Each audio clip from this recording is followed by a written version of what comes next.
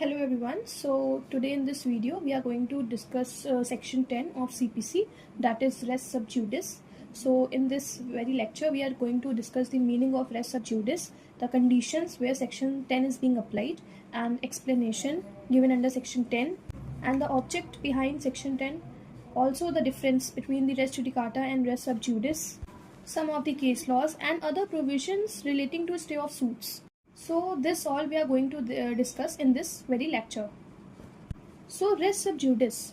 So res का मतलब होता है pending and sub judice का मतलब होता है subject under consideration और under judiciary control, or we can call it by another name, that is stay of suits. अब इसको एक एग्जाम्पल से समझते हैं. मान लीजिए A एंड B हैं. A है लैंडलॉर्ड एंड B है टेनेंट.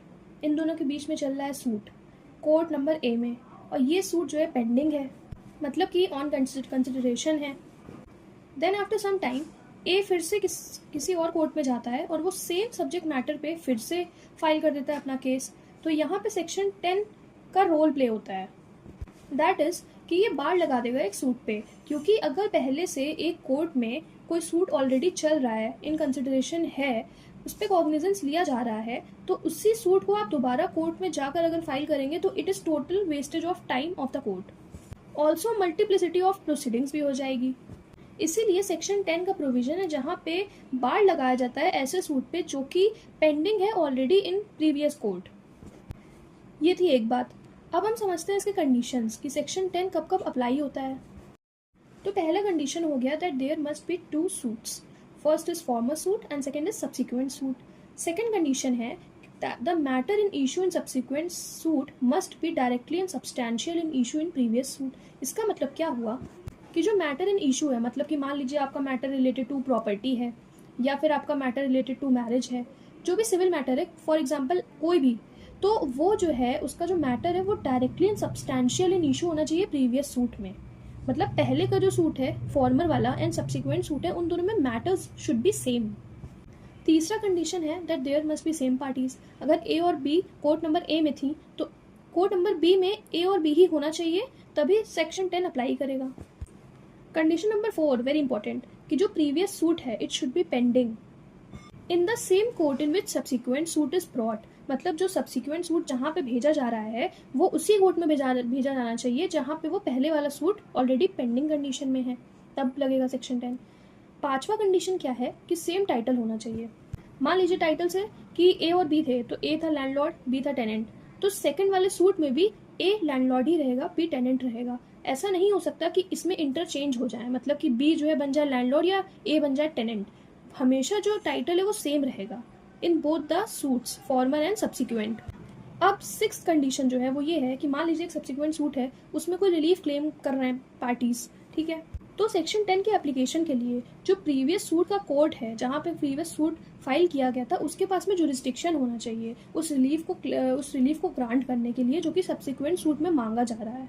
ठीक है, तो इतनी कंडीशन अगर फुलफिल होती हैं तो सेक्शन 10 आपका ईजिली अप्लाई हो जाएगा किसी भी केस में. अब इसका एक्सप्लेनेशन समझते हैं. मान लीजिए कोई एक फॉरेन कंट्री है, वहाँ पे एक सूट जो है वो पेंडिंग है, वो फॉर्मर सूट है, तो क्या उसका बार सब्सिक्वेंट सूट में इंडियन कोर्ट पे लगेगा? ये क्वेश्चन का आंसर एक्सप्लेनेशन देता है. तो उसका बार नहीं लगेगा. Indian court can try the matter which is pending already in the foreign court. अभी हम फॉरेन जजमेंट पढ़ेंगे सेक्शन 13, एक लेक्चर में लेके आऊंगी, उसमें फॉरेन जजमेंट में एक्सप्लेन करूंगी, तो आपको ये अच्छे से क्लियर हो जाएगा. फिलहाल के लिए आप इतना समझ लीजिए कि कोई भी अगर मैटर है वो पेंडिंग है इन फॉरेन, तो उसका बार इंडियन कोर्ट पे नहीं लगेगा, उसको सब्सिक्वेंट सूट में ट्राई किया जा सकता है. अब देखते हैं ऑब्जेक्ट क्या है, सेक्शन 10 को बनाया क्यों गया. ये तो क्वेश्चन अराइज होना चाहिए कि इसकी जरूरत क्या पड़ी. बेसिकली इसकी ज़रूरत इसलिए पड़ी कि मल्टीप्लिसिटी ऑफ प्रोसीडिंग्स को रोकने के लिए, पहली चीज़.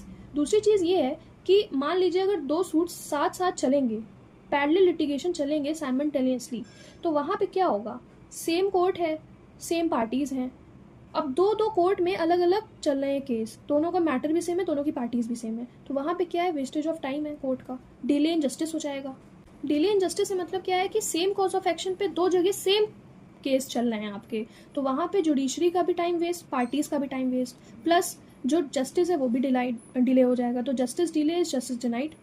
तो इसका ऑब्जेक्ट यही है सिंपल, कि to prevent courts of concurrent jurisdiction from simultaneously entertaining upon the two parallel litigation in respect of same cause of action. ये बात कही गई थी National Institute of Mental Health and Neurosciences versus C Parameshwara. ये case था, इसमें held हुआ था ये पार्ट, ठीक है।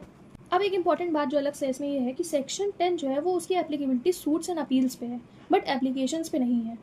इसको मैं इसके ऊपर एक वीडियो अलग से बना दूंगी, इसका रीज़न है मैं उसमें बताऊंगी आपको, ठीक है। फिलहाल इतना आप समझ लीजिए। अब हम देखते हैं डिफरेंस, जो बहुत एक कॉमन डिफरेंस है, बहुत बेसिक एग्जाम में बहुत बार आता है। रेस जुडिकाटा एंड रेस सब जुडिस के बीच में क्या डिफरेंस है। देखिए इसमें बहुत ईजी डिफरेंस है, बहुत ईजी है कि रेस जुडिकाटा जो होता है उसमें 2 मैटर हैं, सब जुडिस में भी 2 मैटर है, ये तो सेम है।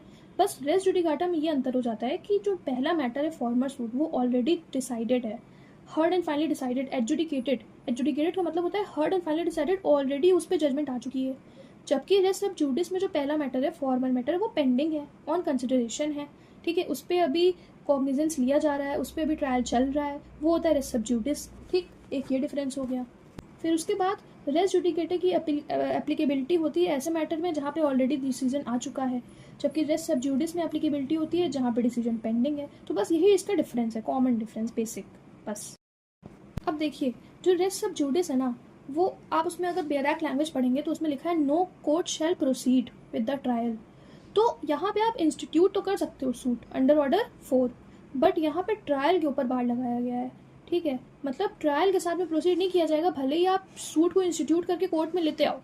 तो ये एक मैंडेटरी प्रोविजन है क्योंकि यहाँ पे शैल लिखा हुआ है, ठीक है। शैल दैट इज मैंडेटरीली आप जो है किसी ट्रायल के साथ में बार मतलब ट्रायल के साथ में आप प्रोसीड नहीं कर सकते हैं, भले ही आप सूट को इंस्टीट्यूट कर दीजिए। एक बात ये है। फिर इसमें एक और केस आ जाता है Padam Sen versus state of UP. यहाँ पे ये बोला गया कि सेक्शन 10 तो हमारे पास है ही, बट उसके अलावा अंडर सेक्शन 151 उसके लिए भी हम एक अलग से वीडियो लाएंगे। वहाँ पे जो इनहेरेंट पावर्स हैं हाई कोर्ट के पास में, तो उसमें एक ऐसी पावर है कोर्ट के पास कि वहाँ पे वो स्टे ऑफ सूट लगा सकते हैं, ठीक है, इन एनी सबऑर्डिनेट कोर्ट। मान लीजिए सबऑर्डिनेट कोर्ट है कोई, वहाँ पे एक केस चल रहा है, तो उस वेरी केस पे स्टे लग सकता है under inherent powers of the high court. ये बात बोली गई थी Padam Sen versus state of UP में, ठीक। अब other provisions relating to stay of suits क्या क्या है। ऑर्डर 30 रूल 2, मतलब कि जहाँ ऐसे प्रोविजंस जहाँ पे स्टे लगता है, पेंडिंग हो जाता है सूट, ठीक है, तो सूट्स बाय और अगेंस्ट फर्म्स। फिर order 32 rule 10 stay of proceedings on removal of next friend. Order 35 rule 3 में ऐसा कंडीशन जहाँ पे डिफेंडेंट स्यू करता है प्लेंटिफ को, वहाँ पे भी स्टे लग सकता है। एंड सेक्शन 151 सॉरी, जहाँ पे इनहेरेंट पावर का यूज़ करके स्टे लग जाता है सूट का, भी हमने केस देखा था इसमें। तो इन केसेस में भी स्टे लगता है। तो ये था कुछ इन्फॉर्मेशन रिगार्डिंग रेस सब जुडिस। तो नेक्स्ट वीडियो में हम और भी टॉपिक्स ऐसे लेके आएंगे। Thank you very much and subscribe the channel.